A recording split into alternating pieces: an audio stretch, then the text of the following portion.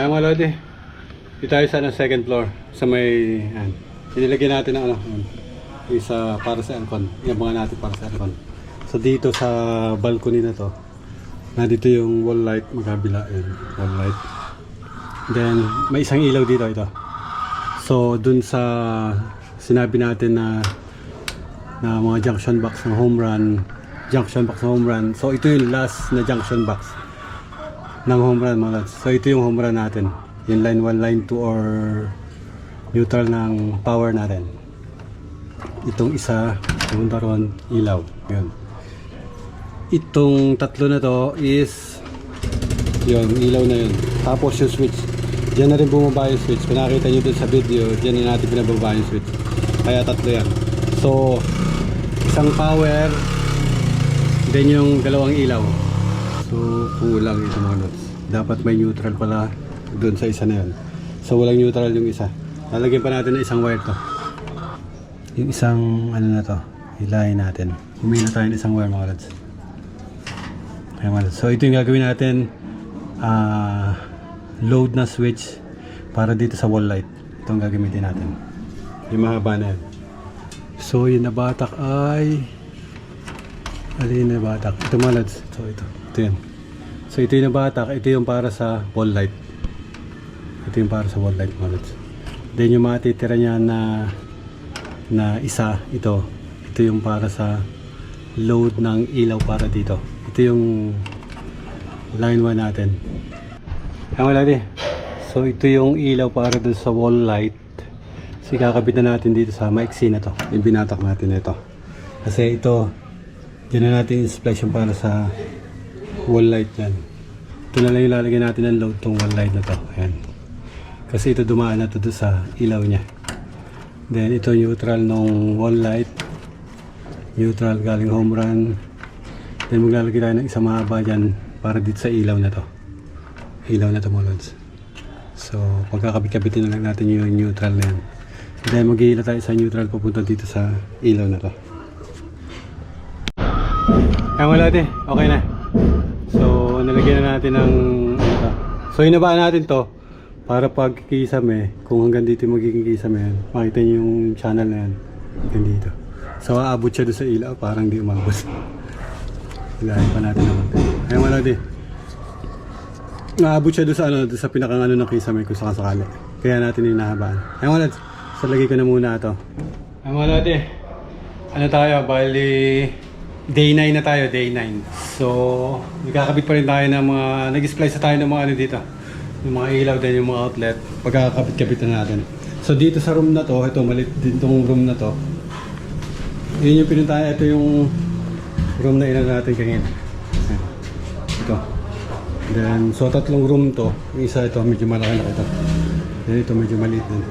So 12-6 rule para sa mga sa mga spacing ng outlet, na convenience outlet mo. So ganun pa rin. So 6 feet, then 12 feet. So 6 feet yung una natin, 6 feet or less. Then second outlet 12 feet or less dun sa ano na yun. Hindi na lalampas. So yun yung kailangan na kung tatlo yung i-outlet nyo, so 12 feet dito sa kabila, then 12 feet ulit dito sa kabila. So ganun na magiging ano niya. Or less. Katulad dito, maliit lang itong itong kwarto na to is maliit lang to. Kaya dun sa 6 feet rule na unang outlet, pasok tayo sa 6 feet. Yun, ganun din. So ito yung pinakang edge ng door, 6 feet doon, pasok tayo. So yan mga lods, so makikita niyo yung ginawa kong ng outlet. So pagpasok niyo dun sa room, ay mga lods, makikita niyo dun sa pagpasok niyo ng room, ang ng door is papaganon mga lods. So dito yung door, ito yung wall, may outlet tayo dyan. Ang possible na bed dito side na to or dito side na yun mga lods. Dito side na to pwede, dito side na to pwede. So kung mag-isa libre yung natin, libre yung mga outlet natin dun sa katulad yun sa mga pintana yan. Hindi tayo naglagay kasi kung maglagay ng doon ng bed, maharangan na yung outlet. So dito same din. Ganun din. Maliban na lang kung ito kasi mga lods is ito kasi mga lods ay bali wala itong drawing mga lods. So ako lang ang nag-layout ng mga outlet nito. Ako lang nag-layout nung para dun sa installation ng outlet. So sabi ng may-ari pwede dun yung kama, then pwede dito. So kaya hindi natin nilagyan dun sa lugar na yun. Kaya ang lagay natin dito sa side na to, then dito sa side na to. So dalawang outlet yung pinapalagay sa kada isang room, dalawa. So switch natin, pinto, switch. So same thing din dito mga lods. Pagpasok nyo ng door, ganun din, may outlet dyan. Then dito sa kabilang side ng door, may outlet din yan. Dito ko nilagay mga lods. So patayo yung gagawin kong outlet dyan. Switch dito. Kasi itong lugar na to, pwedeng gawin pwedeng gawing cabinet to mga lods. Itong space na to. So magiging ano lang is, dun yung magiging kama. May outlet. Then dito may outlet. Nasa ng door, nasa kabilang edge ng door. So hindi na siya kukuha ng hindi na siya mag-extension para itawid lang dun sa door mo. Kaya ang ginagawa natin is nalalagay natin yung outlet dun sa pagitan ng dalawang door. I mean dun sa magkabilang side ng door. Kung ito yung door, merong isa dyan, merong isa dito. So maliban na lang kung malaki yung nyo, kayo na yung bahala mag-bye-bye kung saan nyo lalagay. Basta yung 612 rule nung code para dun sa spacing ng outlet is masusunod yung mga node. So sa katulad dito sa atin sa Pilipinas, hindi naman malalaki yung mga kwarto dito sa atin. Kaya halos hindi na rin napapansin yung 612 rule na yon para dun sa spacing ng mga outlet models. Maximum na siguro magkaroon ng 4 na outlet sa kwartong malaki mga nodes. So katulad dito maliit lang, kaya dalawa lang yung lagay natin. So yun, so ako na dun sa side na yun para sa outlet, then switch. So halos edge na to ng yung magiging switch dito, edge na nung pinaka-switch. Yun din, outlet nila din. So, ayan mga lodi. So pwedeng pwedeng gawin kasing cabinet itong lugar na to. Itong lugar na to pwedeng gawin cabinet, or hindi na lalagyan na cabinet, pwedeng kama dito. So magkakaroon na siya ng table siguro dyan, may outlet doon. Kaya libre-libre yung mga mga outlet natin. So yung mga lote, so terminate ko lang tong ilaw para matapos na to. And then babukbakin na natin yung para sa outlet and para sa switch.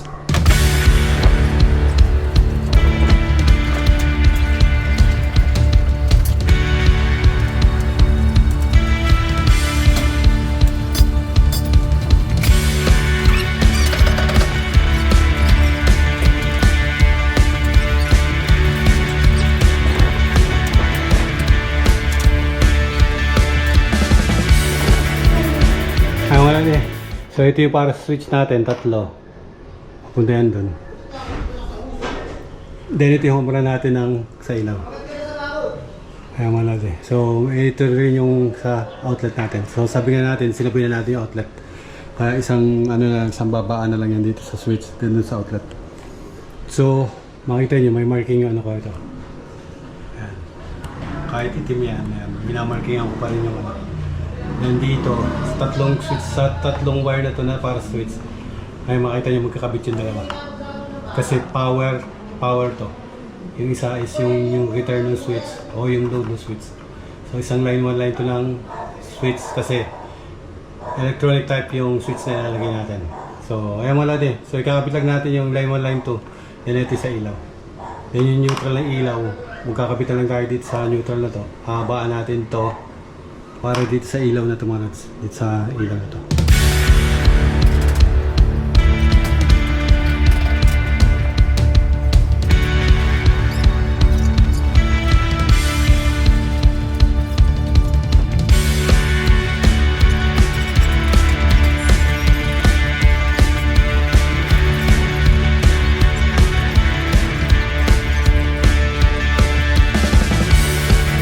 Ayan mga lodi. So nilagyan na lang natin isang ilaw doon. Nakalabas yung wire. Ayun, nakalabas yung wire. Ano na lang lagyan natin. So makita nyo may dalawang ilaw dito. Yung isa yan dito sa hagdan. Ito. Baka kasi nakahang daw yun. Then ito dito sa part na to, sa hallway. Pero halos mo kasing dapat na. Ayan mga lodi. So Unahin na muna natin yung mga, ano, yung mga ilaw. Muna natin. Then yung mga dapat sementoin na sementoin. So nasemento na natin. Nagbutas tayo sa paron. Kasi dadalawin natin. Gawa doon sa switch na 3-way. So dito magkakaroon ng 3-way para dito sa ilaw na to. Then dun sa baba. Ito, maliit lang yung kwarto. Kaya makita nyo yung, switch, yung outlet. Yan, halos tapat lang. Pero nasa ano nung door. Ay mula So, tanghalian na. Kain na muna tayo. 2 hours later. Ayan wala din. Lalagyan tayo ng ano, ilaw dito sa labas. Ayan, dito. Nasa ano tayo, nandito tayo sa may attic. Lalagyan natin ng ilaw dito sa labas isa. So medyo mataas-taas to. Bali second floor. Then ito, pinakang attic. Ayan yung mga lads.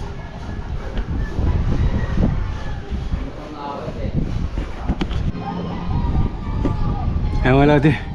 Nilagyan natin yung hagdan dito. Nilagyan natin ng railing ba.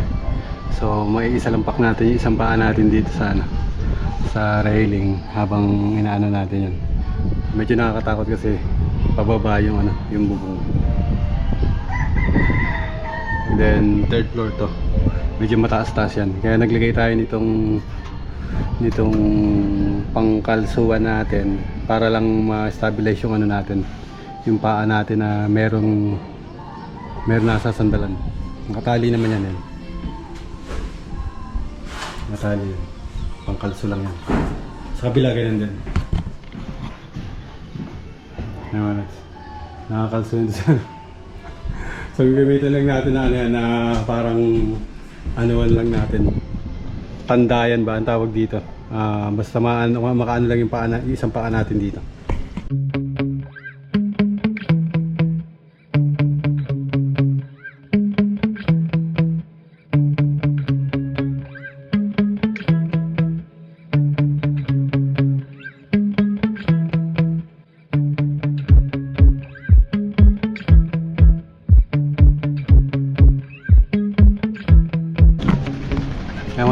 Okay na.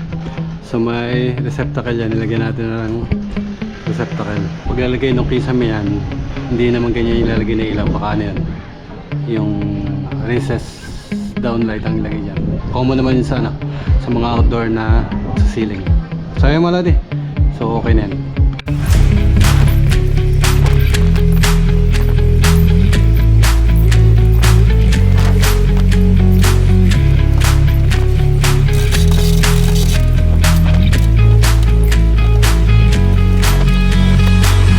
Ay wala di. So nalagyan na natin yung ano, itong electronic na switch. So dun sa orientation, makita niyo yung ano, makita niyo yung, kasi pag nakaganito kayo mga lods, ayan. Makikita niyo yung parang bahay yung ano yan, parang bahay. Parang bahay yung ito. Pero yan ay arrow yan mga lods, arrow. Makita niyo yan. So then may bilog dun sa ano, dun sa taas. So arrow yan, na ibig sabihin dun yung ano, yung ito yung door, ito yung pinakang door. Makita niyo yung ibang ano, yung mga ibang outlet. Ay mga din nasa yung ibang outlet natin. Ay ibang outlet, ibang ito. Yung ibang switch. Makita niyo may indicator siya ng ano, ito. Kung saan yung pindot. Ayan mga lods. Laging ang outlet is may mga indicator yan. Kung hindi man neon indicator, is basta may marking siya na may indicator yung switch na dun pipindutin. So sa case ito kasi ano to, soft touch lang naman yung mga ganito. Parang touchscreen lang to. Pero may nakalit to mga lods, nakailaw yan. Kaya makikita niyo yung parang pinakang arrow, yun din yung arrow na ibig sabihin, doon yung ano, doon yung pinto. Kaya mo na sa'yo. So kung patay ang ilaw, madilim, itong switch na to, kahit patay is may nakaano to, may nakalit yung ilaw niya. Hindi ko alam kung blue or red mga lods, or red, siguro red. Na makikita niyo yung ano, yung naka-drawing na yan, ibig sabihin naka-arrow, na doon yung pinto. So sa indicator na hindi naman umiilaw, ganun. Ganun din ang ginagawa natin. Kung nasan yung open ng pinto, doon siya nakapaling mga lods, yung ano na yan. Basta kung ano, bali, kung manggagaling kayo dito sa labas, then ang opening ng door, makita nyo yung side, papagalan mo lods, papagalan. So ang tendency nyo is i-reach nyo yung switch. Ang switch is na dito sa side. Kaya makikita nyo na dito yan sa side yan. So nakaturo yung ano na yun pag nasa loob ka. So pag papasok ka, ma-reach mo agad, ma-access mo agad yung switch. Then pag ayun nga nasa loob ka, madilim, naka-indicator yung may indicator, may nakalit yung ilaw niyan na makikita niyo, ibig sabihin na doon yung ano ng door. Na doon yung door doon sa tinuturo niya, doon sa gilid niya. Ayan mga lods. Then yung outlet, doon na lang natin lagay yung outlet. Bali, patayo na lang yung magiging ano ng outlet niya para katulad nito. So sabi ko nga, baka biglang pwede kasi lagyan ano to. Pwede lagyan to ng table or ng cabinet dito sa side na to. So yun, libre na yung ano na yun, libre na yung outlet na yun. Na hindi magpapas dito sa pinto. Kasi may outlet doon, hindi na kailangan mag-extension papunta dito. So meron na this side nito. Kung nandito yung kama. So kung nandito naman yung kama, ibig sabihin meron siya outlet din sa tabi ng kama. Nandito yung kama. Then kung magkakaroon ng cabinet nga dyan, may outlet dyan para dito sa side nito na hindi tatawid dun sa ano ng pinto. Ayun wala di. So day 9 na tayo. Halos matatapos na yung ano natin. Konti na lang tumalod. So pinaglalagay ko na lang yung mga devices. Yung mga devices pinaglalagay na lang yan. Ito, tulong pa tayo ng isang box. Kasi hindi natin alam yung ano, yung 3-way. Kung ano magiging ano ng 3-way. Kasi ang pinakuha ko ay bali tugang. So yung tugang na 3-way na lang ang kunin natin para hindi na magpapalit-palit ng ano ng switch, nung gang ng switch. So pwedeng 2-way na yun. Kasi pwede yung 3-way naman is pwedeng gawing single-way yung mga. So 4 na switch. Isang switch dito sa labas. Isang switch dito sa loob. 3-way to. Isang switch dito sa may hallway. Then sa labas, 4. Ayan mga lads.